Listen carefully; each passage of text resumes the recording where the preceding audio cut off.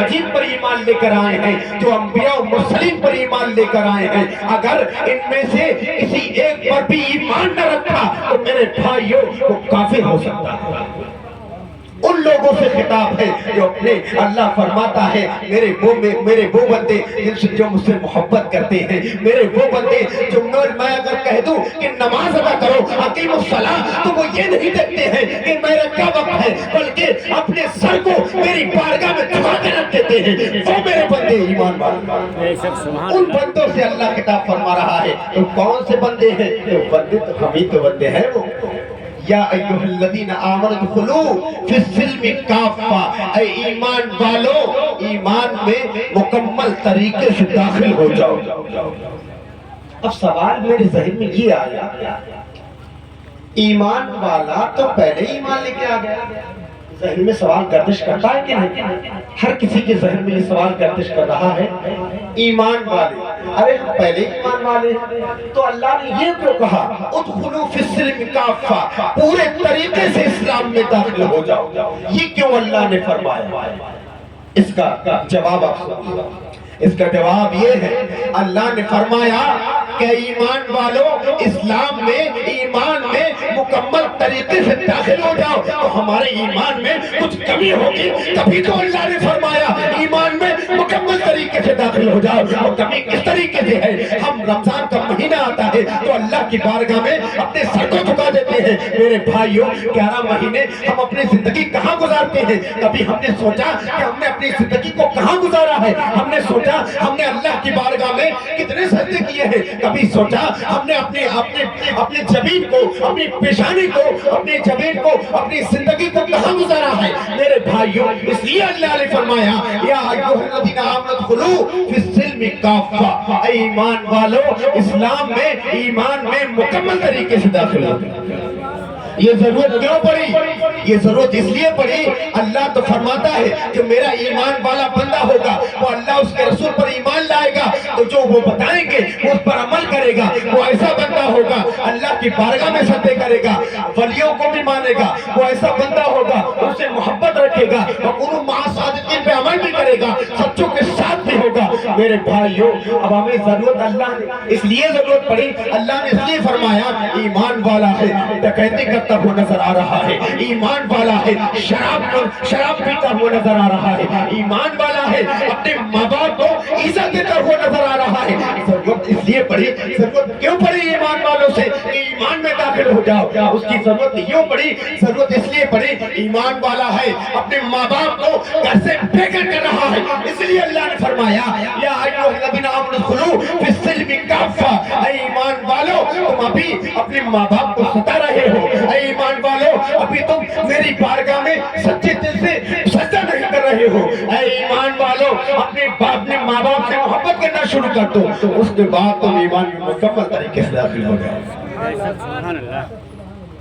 میرے بھائیوں جب کچھ جملے کہے جاتے ہیں، کوئی بات کہی جاتی ہے تو اس کا پس منظر ہوا کرتا ہے، اس کے پیچھے کچھ ریزن ہوا کرتا ہے، کچھ کارن ہوا کرتا ہے، اس کے پیچھے کوئی بات کہی جاتی ہے۔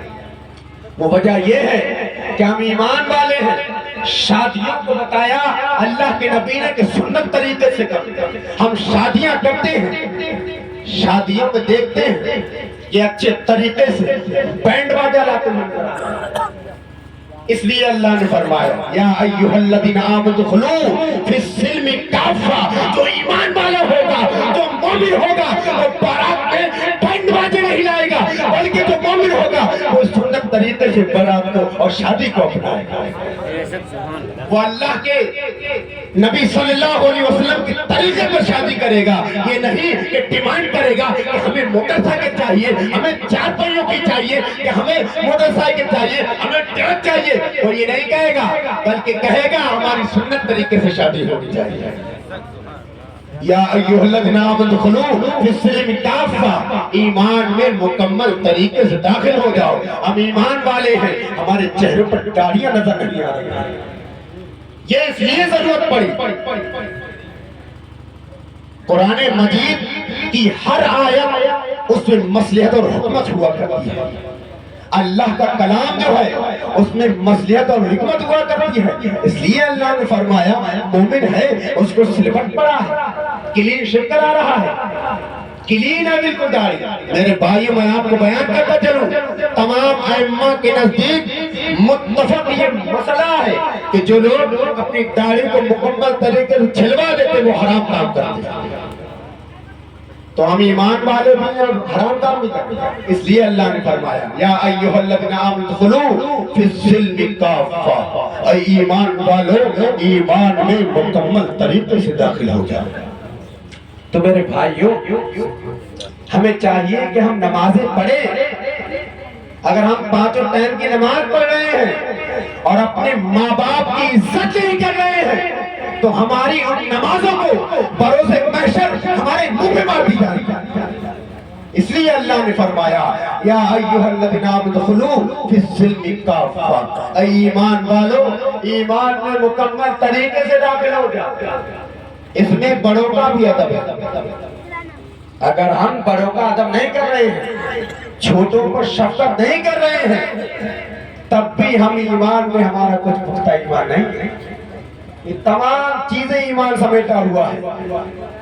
نماز پنجگانہ پڑھنے کے ساتھ ساتھ پڑھو اچھی بات ہے، لیکن نماز پڑھنے کے ساتھ ساتھ اپنے ماں باپ کا ادب نہیں ہے، ان کو گھر سے بے گھر کرنے کی سازشیں چل رہی ہوتی ہیں، پیٹھ پیچھے برائی چلتی ہے، لوگ ایک دوسرے سے غیبت کرتے ہیں۔ میں آپ کو بیان کرتا چلوں غیبت کا اتنا سخت گناہ ہے کہ انسان اگر غیبت کرتے تو اگر وہ اللہ کی بارگاہ میں توبہ بھی کر لے تب بھی اللہ تبارک و تعالیٰ اس کی توبہ قبول نہیں کرے گا۔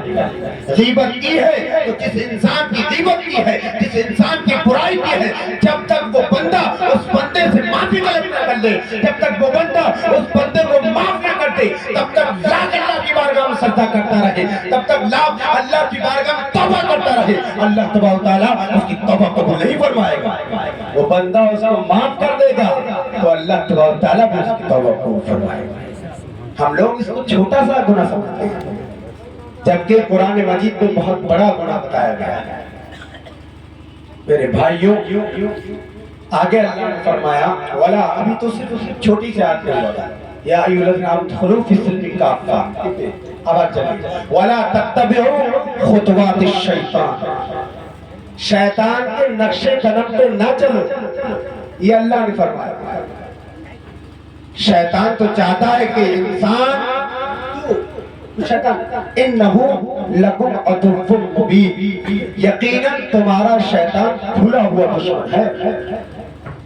شیطان وہی ابلیس جس کو اللہ نے اپنی بارگاہ سے کہا فخرج انک رجیم، نکل جا میری بارگاہ سے، تجھ کو دھتکار دیا گیا ہے۔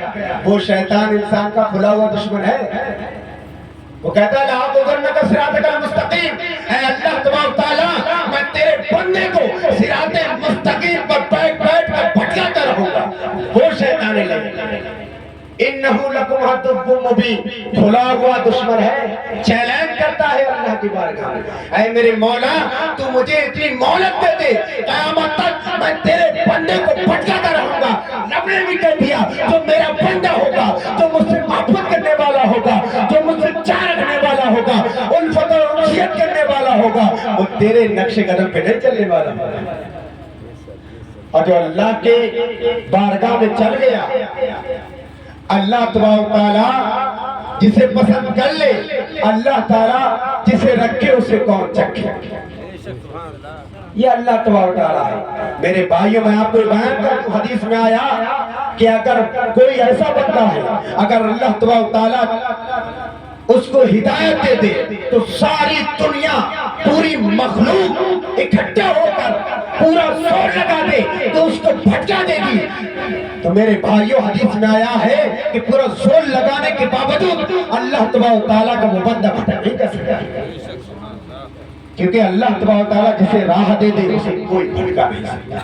اور جو اس بندے کو اللہ تبارک تعالیٰ کے راہ سے بھٹک گیا، اللہ کی بے رحمی اختیار کر لی، اللہ تعالیٰ کے راستے میں نہ چلا، اللہ کو ناراض کر دیا اور اللہ کے راہ سے بھٹک گیا، اللہ نے بھٹکا دیا، ناراض کر دیا اللہ تعالیٰ کو۔ جب ناراض کر دیا تو ساری مخلوق یہ چاہے کہ ہدایت یافتہ ہو جائے تو قیامت تو آ سکتی ہے، لیکن وہ بندہ ہدایت نہیں پا سکتا ہے۔ تو ہمیں یہ چاہیے کہ اللہ تعالیٰ سے ہم محبت کرنے والے بندے بن جائیں، آقا علیہ السلام سے محبت کرنے والے بندے بن جائیں۔ میرے بھائیوں، تبھی تو ہم کہیں گے کہ بروز حشر بے خوف میں گھس جاؤں گا جنت میں۔ کب کہیں گے؟ نمازیں ہمارے پاس ہوں گی، ماں باپ کی فرما برداری ہم کر رہے ہوں گے، سنت طریقے سے شادیاں ہم کر رہے ہوں گے، ماں باپ کی عزت ہم کر رہے ہوں گے۔ وہ ماں باپ، میرے بھائیوں، ماں باپ تو ہمارے ایسے ہوا کرتے ہیں، ماں باپ تو ہر کسی کے ہوتے ہیں۔ باپ کے میں آپ کو اگلے بتاتا چلوں، باپ تو ایسا ہوتا ہے رات کا کونسا بھی پہر ہو، رات کا تیسرا پہر ہو، رات کے 3 بجے ہو، 2 بجے ہو، میرے بھائی میں آپ کو بیان کر دوں، بچہ اگر کسی چیز کی ڈیمانڈ کر دیتا ہے، کسی چیز کی خواہش کر دیتا ہے، وہ باپ ہوا کرتا ہے اسی وقت اپنے بستر کو چھوڑ کر اپنے بچے کی خواہش پر لبیک کہتا ہوا نظر آتا ہے۔